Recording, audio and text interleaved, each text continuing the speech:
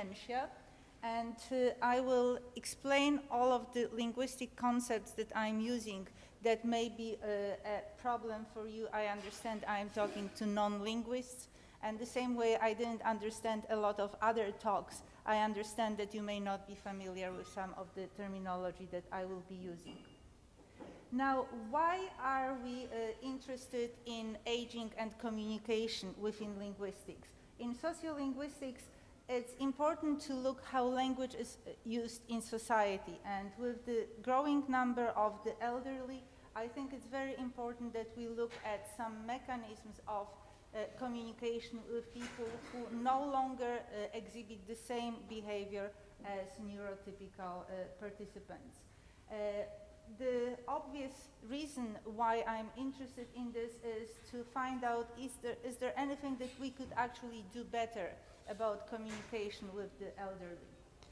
When we look at communication and aging, one of the important issues in countries such as Canada with a big number of immigrants is to also look at cultural aspects of communication. And if you wonder how culture and communication may have anything to do with Alzheimer's research, if we look at people who come from countries where language uses polite form of address, addressing an elderly person by using their first name may seem offensive, and you may trigger quite aggressive behavior and offense just by using something that for people in Canada is quite normal.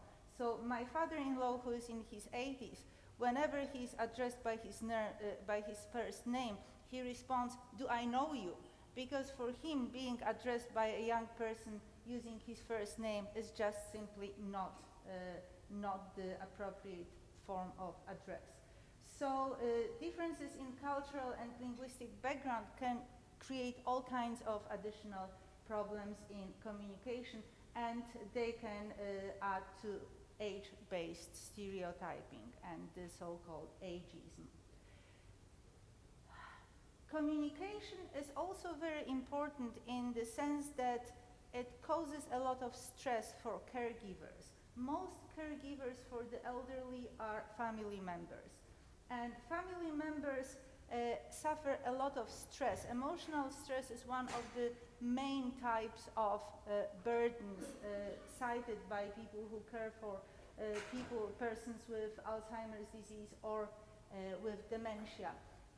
It is sometimes much bigger issue than financial stress or physical stress. Even when an elderly person is in a nursing home, this emotional stress persists. We may no longer have the physical stress, but the emotional stress is still there. It is caused not only by communication, but also by non-communication or problems in communication with the elderly person with dementia.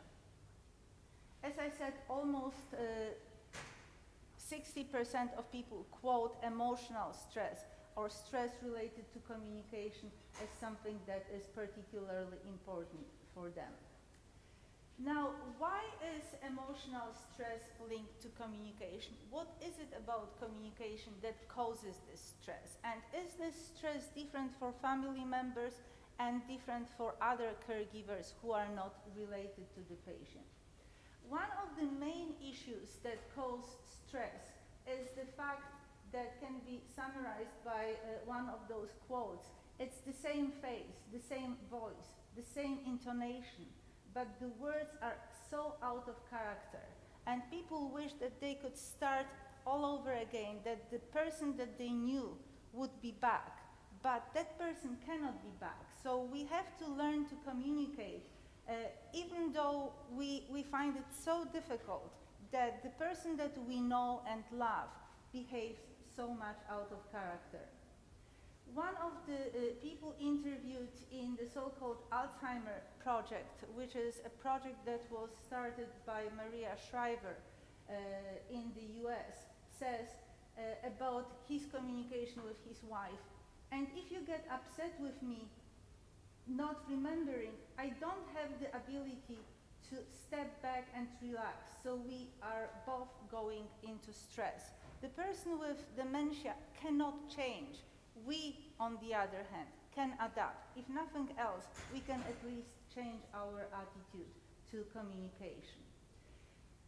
One of the major reasons for breakdown in communication is forgetting. The fact that the person with Alzheimer's disease or with dementia may not remember all the things we assume that they should remember, that are so important to us that they cannot be forgotten. And that the person with dementia does not follow conversational norms that apply in the communication with healthy individuals. We have to remember, however, that the frame of reference for people with dementia has changed, and we have to acknowledge this change of frame in order to be able to communicate. So when we say, is it the same face or is it the same person, we often feel that it's not the same person. The face is there, but the person is gone. So it's as if there was no person left there. Obviously that's not true. The person is still there, but the person has changed, or the person may have migrated to another place and time, and we have to migrate with them because they cannot come back.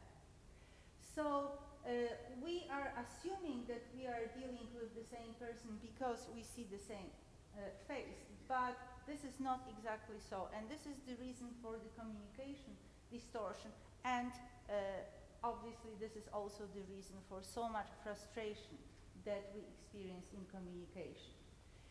The sad thing is that it is our mistake, because we are assuming that the person is not cooperating in the conversation, but they are not cooperating based on our parameters.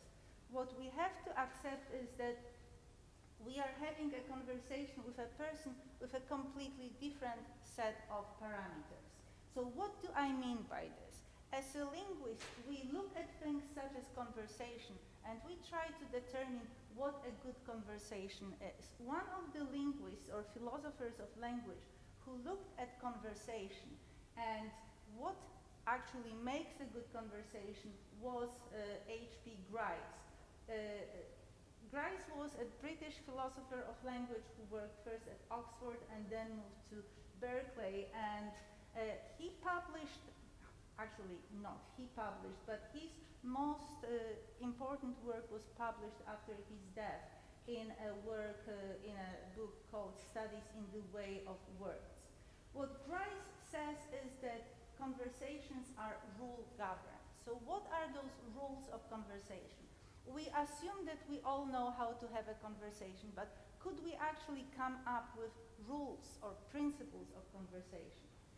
Grice says that the basis of conversation is the so-called cooperative principle, which I quote from him, says, make your contribution such as is required at the stage at which it occurs by the accepted purpose or direction of the talk exchange in which you are engaged.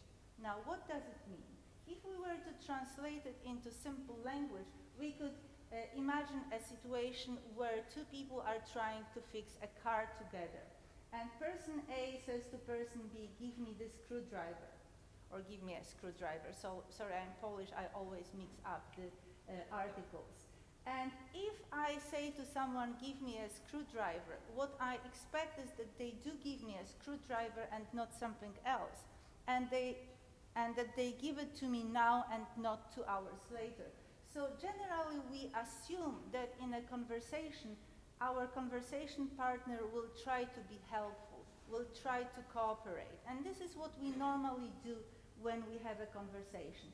This cooperative principle was divided by Grice into 4 maxims. And let me very quickly go through those maxims because they are important. First, the maxim of quality. Try to make your contribution one that is true. Specifically, do not say what you believe to be false, and do not say that for which you lack evidence. So don't gossip. The second, so we could just say don't lie. It's pretty simple. The second maxim, or let me just give you an example. If someone asks me, when can you retire? I may say, well, anytime. Is it true? well, I could potentially retire anytime. I have worked long enough. But depending on what I would like my income to be, I may want to wait a number of years before I retire. So it's not exactly true that I can retire anytime. I may not be able to support myself if I do it too early. So I'm not saying the truth. The second maxim is the maxim of quantity. Say as much as is necessary at any point in time during the conversation. Do not say more and do not say less than is necessary. An example. We had a meeting with teaching assistants last semester, and one of the teaching assistants was not there. I knew that she went to the Philippines during the break, so we tried to call her, and she said, I'm on my way. Now, this is not exactly informative. I didn't know whether she was on her way crossing the campus or whether she was at the airport somewhere else waiting for her plane to get back to Canada. So this is not exactly enough information when you are waiting for someone. You want to know how long it will take them to be there. So this is the maxim of quantity.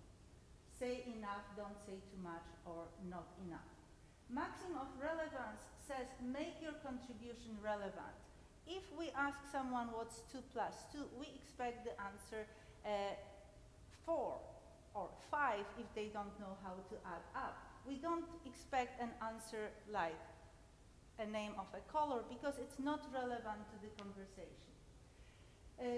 The last maxim is the maxim of manner, which says be perspicuous, avoid obscurity, avoid ambiguity, be brief and be orderly. So the maxim of manner has nothing to do with politeness. It just says what's the proper manner of giving information. Now, let's have a look at how conversations work. For instance, if we say to another person, do you have the time? And they answer, the milkman has just come. On the surface, they are violating the maxim of relevance. The answer is not related to the question. Do you think that the answer makes sense in any situation? Could we say that this answer still actually attempts to answer our question? Only if we know when the milkman comes. All we need to know is at what time the milkman comes, and then obviously this information gives us what we were looking for. So if B doesn't have the watch and is still trying to be helpful, he or she may give us the best information they could in a given situation. So the fact that they just spotted the milkman may be enough to tell the time. And as you can obviously imagine, this is an example given by Grice. There are no milkmen coming to deliver milk any longer, at least not in Canada.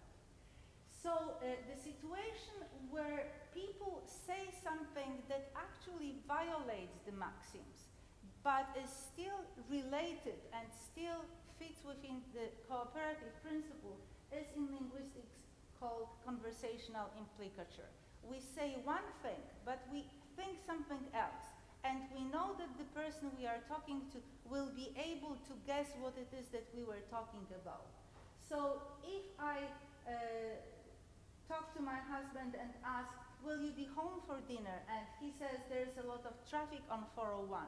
The answer doesn't relate to the question, but it does. It answers the question in a way that I know how to interpret. I know that a lot of traffic means that he may be late. So if I were to ask you, do you obey the maxims, you would probably say that it's not possible. We don't always tell the truth. We all engage in gossip. We not always give the right amount of information. We are not always orderly, and we are not always relevant. However, Grice was not really assuming that we are ideal people. So the reason for the maxims was not to tell us how we should be speaking. It was rather the way to describe what we expect from others. How do we interpret what other people are saying to us? We simply assume that others obey the maxims. We assume that they are following the principle of cooperation, That's the way we can make sense of what other people are saying. And we do this as long as we have no evidence to the contrary. If I know that someone is a liar, I may be careful accepting what they say at the face value. But unless I have that evidence, I will trust that what they are saying makes sense, and I will do my best to find an interpretation. There are different reasons why people may violate maxims. The obvious reason is that they may just want to lie to us, or they may be ignorant. And in some cultures, you don't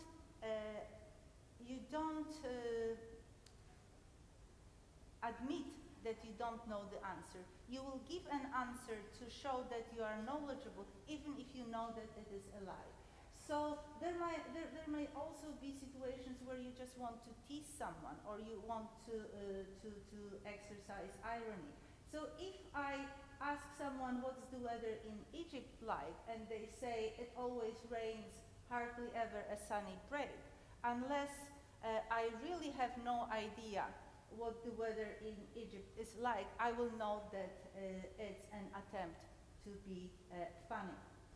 So the other possibility is to opt out of a maxim, and while we expect that people will tell us what we want to know, in some situations they may not be able to do so. So they may say things like, my lips are sealed, which means I cannot tell you. I know that you expect me to tell you, but I cannot do it. It's confidential.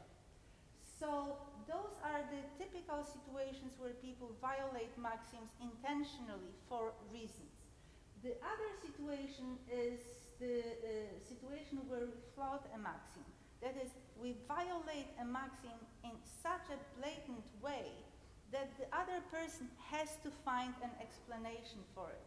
And this is the situation that I mentioned before, the conversational implicature. So someone is saying something that is so blatantly not true that we have to come up with a possible interpretation why they are doing this.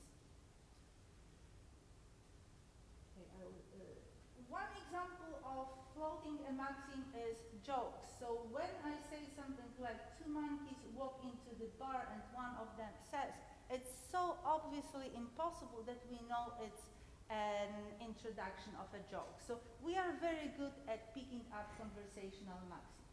Now, what's the problem when we talk with people with dementia?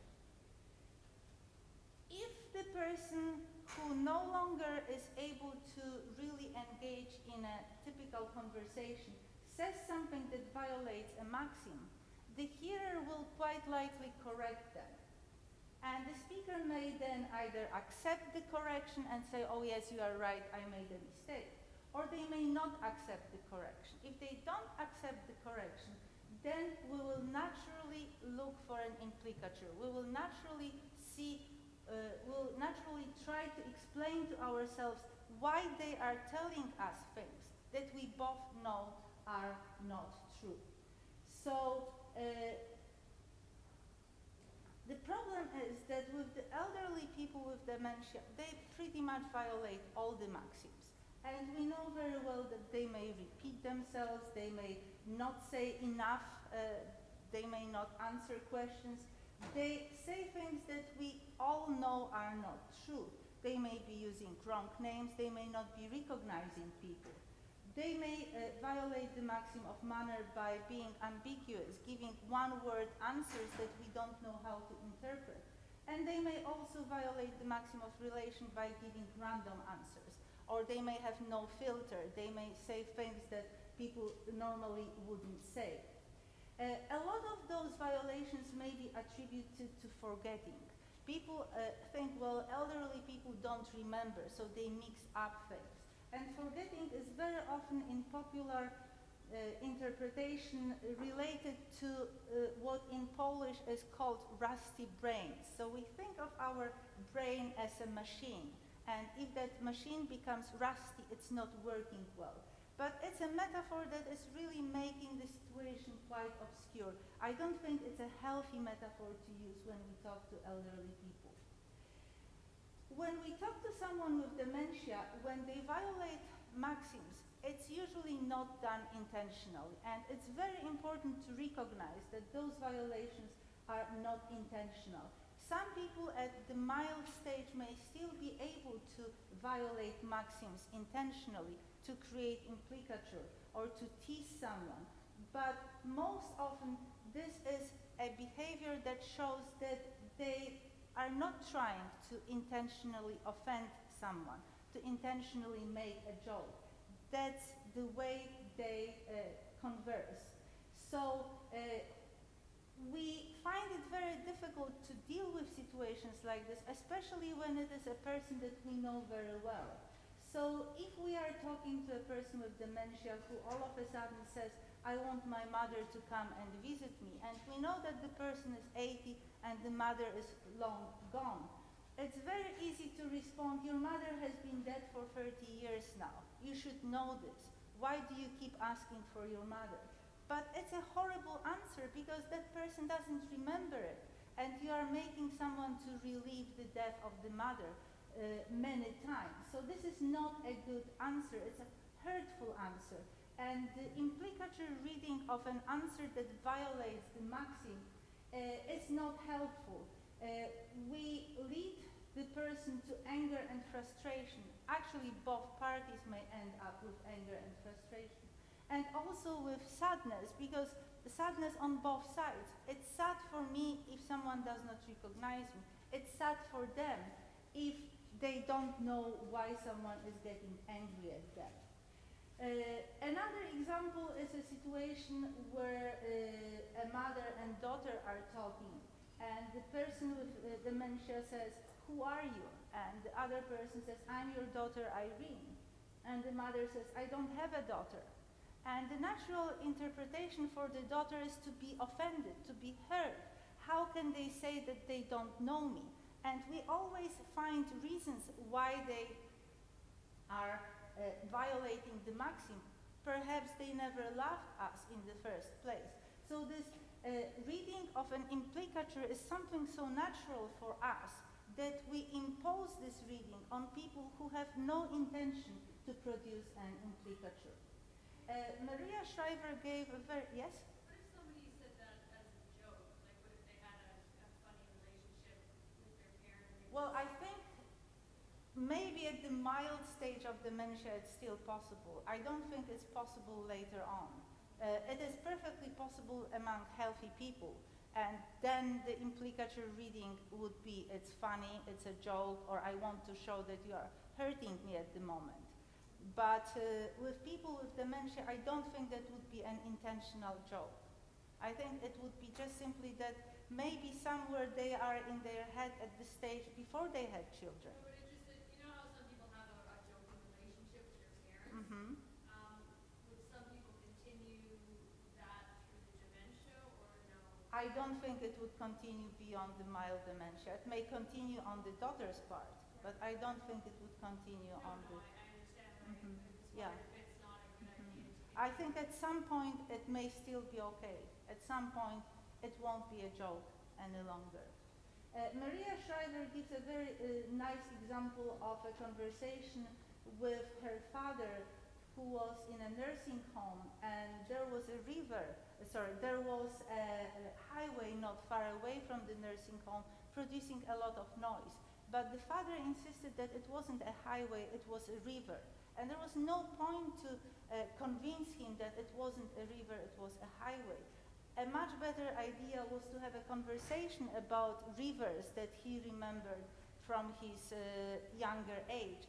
You could have a conversation, a meaningful conversation, as long as you don't insist that you are right and the other person is wrong. So we may talk about water or we may talk about traffic. The main thing is to just keep talking to the person.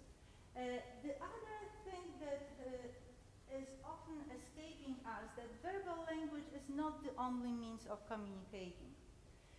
There is a nice book about Joanne Costa called Learning to Speak Alzheimer's. And it's important to remember that apart from words, there is emotions, there is intonation. And even if people cannot get the information in words, they still get the emotions. And they will remember the emotions. They will interpret the emotions much longer than they can interpret words. And those emotions can help them and they can validate their own feelings. The other way to learn what people are feeling is not to listen to words, because words may be gone, but to, for instance, listen to their eyes. You can look at someone and read their face, read their eyes, and still get what is going on inside them when words fail.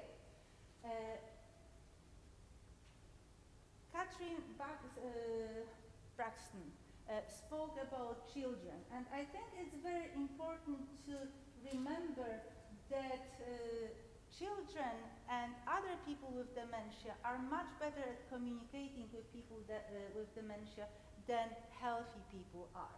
So people who have dementia usually don't have any expectations about other people with dementia.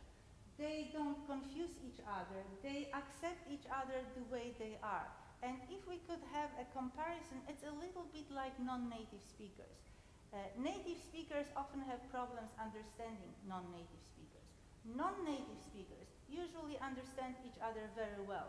So people with dementia also have a kind of communication that is better sometimes than the communication with neurotypical participants. So it's important to communicate in any mode that is available to us. As long as we can communicate in words, it's great. But if the verbal channel is no longer available, there is touch, there is movement, there is hugging, there is facial expression, there is music. There are any other means that are available to us that would allow us to somehow convey our positive emotions. And it's very important not to get upset, but just to keep the conversation going. We have to suspend the filter from the maxims. We have to treat the person with dementia at face value. They no longer are able to use maxims the way we are using maxims, to exploit maxims to create conversational implicature. What they say is what they mean. We have to learn how to adapt to where they are in their journey. So a person with dementia is still following a principle of cooperation, but they are doing it within their own version of reality and their own form of communication. We have to learn to see their reality through their words and through other forms of communication, and we need to learn to convey our emotions through other means than language. Catherine mentioned children and how we should involve children in communication with people with dementia. And children are actually absolutely wonderful, and they should not be excluded. The reason why children are so good is that they are willing to adapt. They are willing to suspend societal norms because they haven't developed those norms and expectations. So while a relative may say to a mother who wants to see her mother, your mother has been dead for 30 years, the child will likely say, is your mother nice? Do you love your mother? And they can have a wonderful communication. You don't have to teach your children to lie to an elderly person. They naturally adapt to conversation at this level. So I said at the beginning that the maxims are a guide to how we interpret what other people have to say. And I said that we assume that other people obey the maxims unless there is evidence to the contrary. I think we should actually say that we assume that other people obey the maxim even if there is evidence to the contrary, even though we know that elderly people may not be able to obey the maxims. We still assume that they are actually saying something to hurt us. And it's very important to just let go of our expectations, what a normal conversation should be, who the person used to be. We should just keep the conversation going because that's the most important thing that we can do to keep the other person happy or as happy as it's possible for them to be. Thank you.